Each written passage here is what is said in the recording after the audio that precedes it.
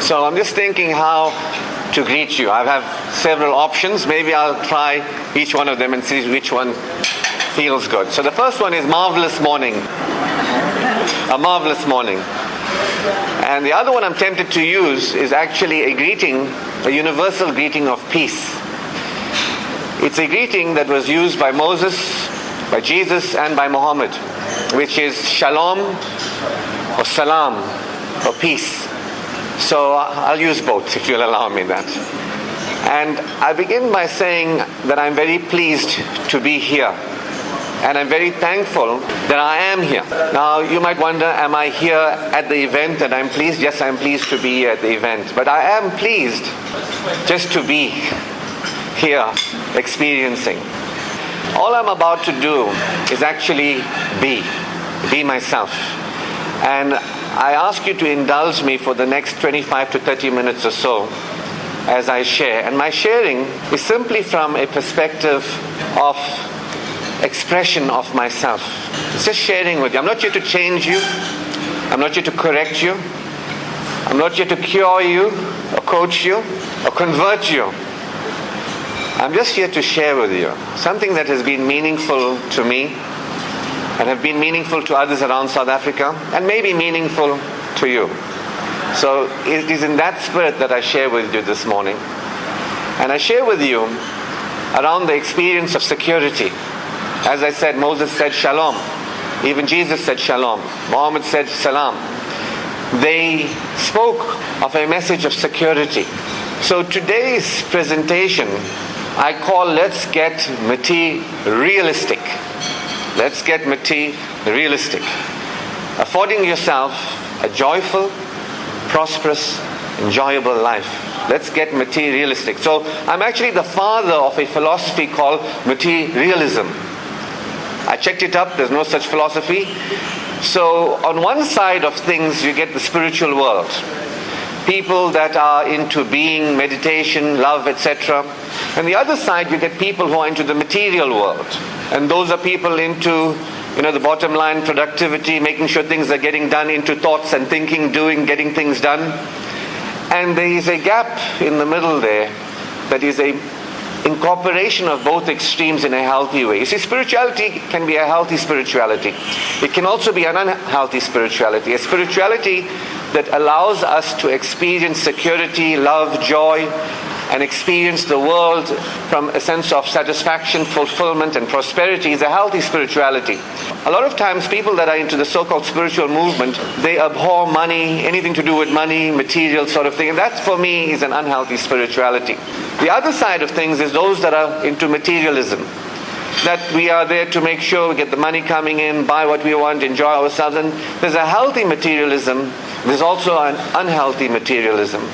So what I'm about to share with you is my ideas about the middle path, which is materialism. It is an incorporation of a healthy spirituality and a healthy materialism. Is that something that you might be interested in? Good. So the idea is, what is it that you're wanting? When you bring yourself here this morning, what is it that you're wanting? What are you wanting? That's the question. You're here for a reason, for a purpose. What are you wanting? And I'm inviting you to actually contemplate that question. What are you really wanting? And I'm sharing with you as to what I want or why I'm here. So for me, I am pleased. So I come here to share with you from being pleased. I am already pleased. I do not need anything to please me. I am already pleased because I recognize a few things, and one of them is that I exist in this moment at this time, and I've gotten attached to being. I kind of like enjoying being. I don't know about you, but do you recognize that you are? Most people don't, you see. And so when you recognize that you are, and you include yourself in your own awareness, you're on the spiritual side of things, because that's something that the materialist, don't confuse materialist with materialist. Whenever there's an emphasis, that's a healthy one. Whenever it's just bland, that's an unhealthy one, right? So the materialist denies the sense of self, who they are, what they're about, and focuses externally on what is going on, and let's make this happen, let's make that happen, let's set goals, let's achieve something, right? So the healthy spirituality is to recognize that you are, that I am, and to be in recognition of the fact that you are lovingly brought into existence. So every morning I recognize that I am, and I'm grateful for being. And I recognize that I was lovingly brought into existence. I'm not some cosmic accident. Something greater than I has called me forth, and here I am, and I am in recognition of that, and I celebrate that I am lovingly called forth. The second thing that I recognize every morning is that my existence is not only given to me, but is supported. That means I need do nothing to exist. I am, and I exist, and there's nothing I need to do to exist. Nothing. Oxygen is provided for me from the trees. I have involuntary breathing mechanisms that receive the breath. My existence is guaranteed.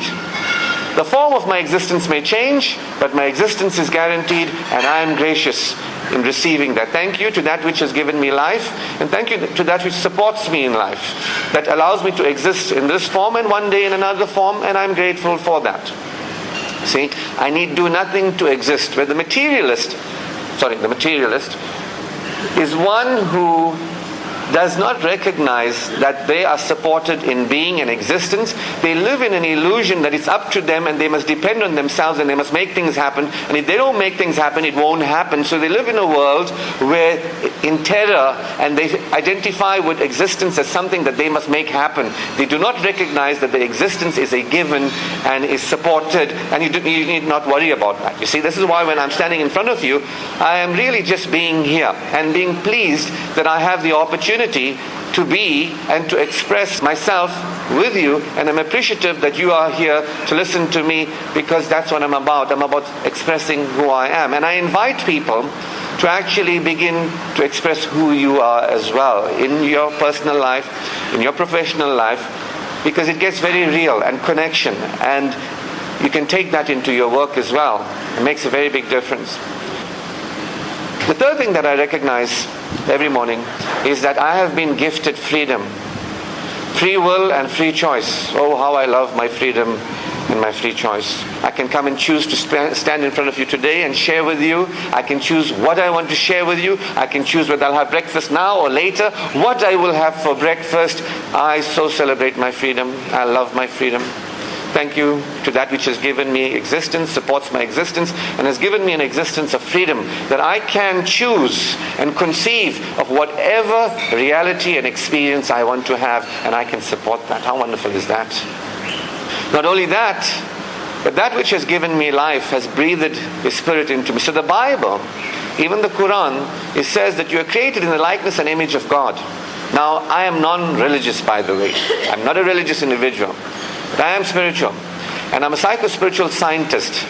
I began to see that in my work, as a person who was therapizing people and counseling people, that the old model didn't work, and there had to be a spiritual integration for a person to really heal and become whole, you see. So I recognize that the scriptures tell us of something amazing, that you are created in the likeness and image of God, that God breathed His Spirit into you, and you have within you the Spirit of God. What that means is you're actually empowered by a resource that is within you. The ultimate resource actually is the Spirit that is within you. See? It's not money. It's not what you might think, reputation, etc., etc. The ultimate resource is within you. And I am grateful for that resource that is within me. I know it exists and I utilize it. You see, what happens mainly in materialism is we use ego power. Whenever you want to have an experience, you use ego power, which amounts to force, control, manipulation. Let's advertise, let's do this, let's use a gimmick, let's do that, whatever it is to get whatever we want. So when you come from the world of materialism, you're actually into ego power. You depend on yourself to make things happen. If you're not there, nothing happens. That means you are into ego power. When you're into the power of the self, you actually work in mutual support with other people and what I call flow. Things begin to happen in your life easily, without effort, without strain. Things start happening in ways you couldn't conceive. It's like the hand of God, in a sense, is available to you. So that is when you use the power of the self that is within you. You understand? People call it mind power. People call it a whole lot of different things. But it is a spiritual energy that is there to actually support you. For the divine that has called you forth not only has given you life, supports your existence, given you freedom, but has sent you with the ultimate resource that is within you. You're an absolutely creative being. Some of us don't know that. I didn't know that. What we are capable of creating with this ultimate resource is amazing. Look at chaps like Branson. No proper schooling, but passion. So your creativity is expressed anytime you express your uniqueness. Anytime you express joy, anytime you express passion, anytime you express who you really are, you're tapping in and giving voice to the Spirit of God that is within you, because that's what you really are. When you are in your mind and in your actions, you disconnect and you are in a role. You're in a role of doing and making things happen. But when you are into being and at ease, and you ask yourself, what do I want? And that question, by the way, you need to ask you, what inspires you? Very big difference.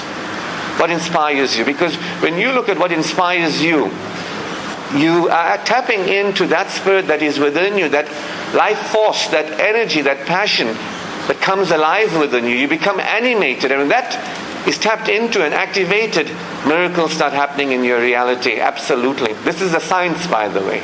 It's an exact science. It's not religion. I'm talking a science.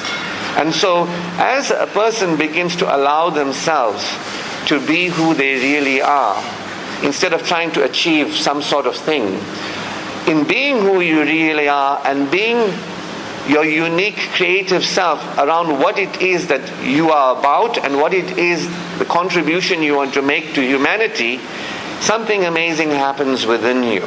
You move beyond just a business person or just a person doing something. You move into a different level of reality, a reality of contribution from passion and joy and from serving yourself in profit. And so when that happens, automatically your business starts thriving without strain. If you are straining and finding that you're taking a lot of energy to make things happen, it's because you're denying who you are, which is a creative essence, and you're not coming from the use of your inspiration. And your inspiration taps you into imagination, which is also an amazing resource. The only beings on the planet that have imagination are human beings.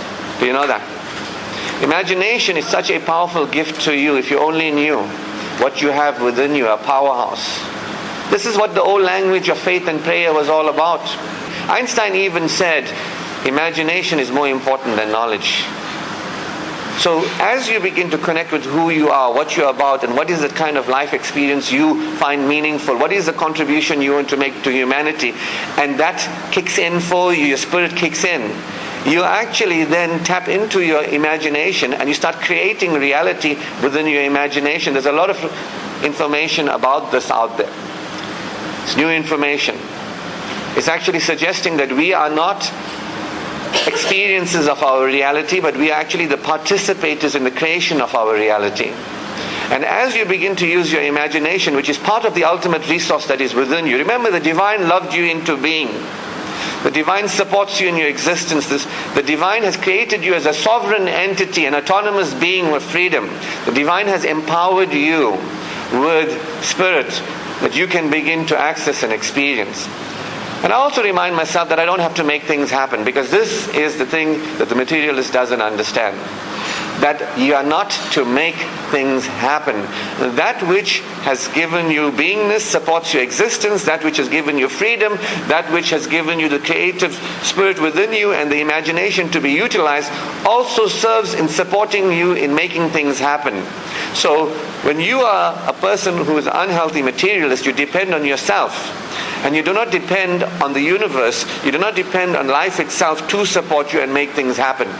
So we are responsible for things happening, but we are not responsible for making things happen. So what that means is, I, in my quieter moments, reflect within me, who am I and what will I use my life for? That's what I ask myself. What am I about? What do I enjoy? What is satisfying for me? What is meaningful for me? And what will I use my life for? And I've decided to serve South Africans primarily, and to serve them in self-empowerment and showing them what they really are and who they really are and what experiences are possible for you, in the same way that masters of old have actually shared with others. Because that is who I am. It gives me joy, supports me in satisfaction, it's meaningful. So I conceive of that, I perceive of that. That's something I do in my imagination, that's something that I do within me. My spirit comes alive when I begin to feel that connection, that joy, that love. To tell people that they are actually loved. That we do not have to look to other people and the world for love. And we do not have to amass money for love and drive wonderful cars and have big homes for love. You can do that for joy and satisfaction. But not for love. Love is a given. To teach people about the energy that is love and to experience the love that I experience, the security that I experience, is my passion. It's meaningful. So as I conceive of that, I feel good about that. Then I get people like our host here inviting me, please would you come along and share with the people. I don't have to advertise. I don't have to do anything. I didn't have to call you to be here, and yet you are here. That means the universe makes things happen. Although we are responsible for things happening, but we are not responsible for making it happen. And those of us who believe that love must be earned, try to earn money. If you believe love must be earned, then you will earn money. But if you recognize love and receive love, then guess what? You will recognize money and receive money too. Money will come to you naturally and easily, just the same way that love would come to you because it's there. But the thing is, if you are unreceptive to it, you keep it out. Love is here, now. Recognize that you are a gifted beingness. What an amazing gift that is, to be, to experience life. To have whatever experiences you want, to be free to create whatever you want. You are a godlet. That's what you are. You're a godlet. Just as a droplet is in the ocean, and it's a droplet, in the drop is the ocean, and in the ocean is the drop, you are an amazing creative being. So I'm saying to us that a materialist actually comes from the energy that is who they are, the love, the joy. They focus from joy, and they actually create experiences that serve themselves and other people in a greater quality of being. They know of their own value. They value themselves. They know of other human beings' value. They value other human beings. They do not sacrifice themselves for others. They do not sacrifice themselves for others. As they honor themselves and other human beings, they also honor the life experience. And we begin to recognize what can we then create, what then can we support in creation, how can we support fellow humanity in experiencing a greater quality of being, wellness, how can we serve ourselves and our fellow human beings in ease, joy, satisfaction, fulfillment, prosperity, abundance. That is what we have the opportunity to actually serve in. And as we serve people, we can have coming to us that which is a mark of our valuing of ourselves, the respect of others, earning what we deserve, giving quality service, receiving the respect and valuing of that. That's what's possible for us. That's something that I find meaningful. So it comes back to understanding that the spiritual side of it is there, that you can begin to come from this particular perspective. And then the material side of it is that life is to be enjoyed. Life is to be enjoyed, really enjoyed, in the sense that whatever it is that you have in your life can serve you in satisfaction. So as we begin to pursue satisfaction, it's important that we recognize what satisfaction really is.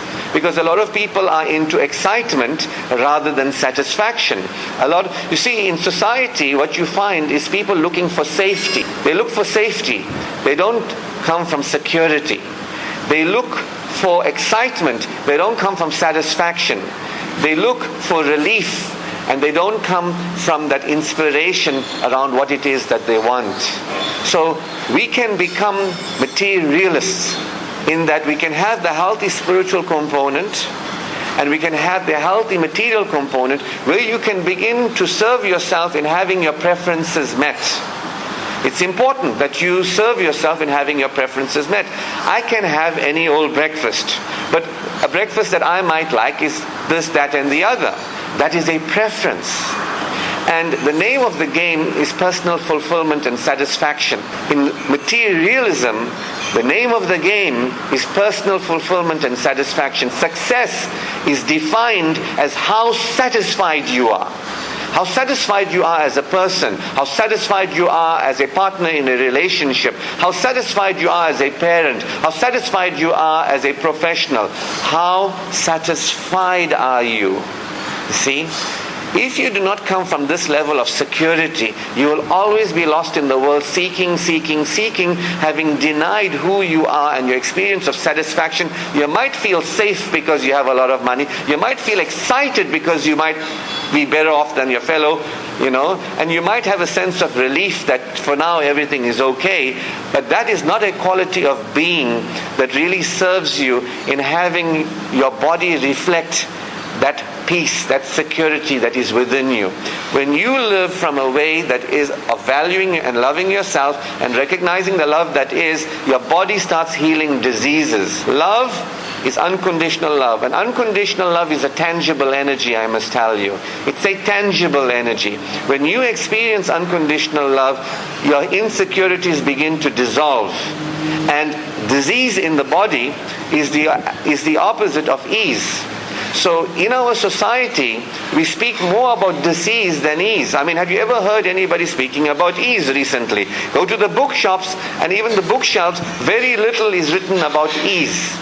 My clients would come to me years ago and said, Ashraf, we are in a state of describing dis-ease, tension, stress. What you got? Stress. Stress is a big problem these days. We're looking for stress management and stress relief from stress. And we now know that stress is the killer. Hans Selye, a Nobel Prize winner, said many years ago that the root of all disease is stress. So stress is a buzzword, you see. And people come to me and say, Ashraf, what do you got for stress? How do we manage stress? And I say, you know what? Let's focus on ease. Let me teach you what ease is. Let me teach you what ease is. Support you in understanding and recognizing ease so that you can support ease. No. We just don't want to be stressed, you see. People would come to me and say to me, Ashraf, I feel like so stressed. I'm depressed now. What do you got for depression? I said, I'll tell you. Joy. What? Joy. No, I just don't want to be depressed. There must be a tablet, a pill, an affirmation, something I can say that will actually help me get out of depression. No, joy. Joy, connecting with who you are, meaning and purpose, the joy of being yourself. Nothing is a substitute for that. Anything else is a counterfeit, that's not worth it. People come to me and say, Ashraf, we got diseases and, sicknesses and all. I say, let's focus on health. No, lifestyle changes, we don't want to change, we just don't want to be sick, you see. Debt, we're in debt, Ashraf, please, what you got for debt? How can you help me in debt? We're in lack, poverty, difficulty. I say, fine, we focus on abundance and prosperity. No, you know how rich people are? I'm not greedy. You see, Ashraf, we're heading for divorce. This relationship's on the brink of divorce.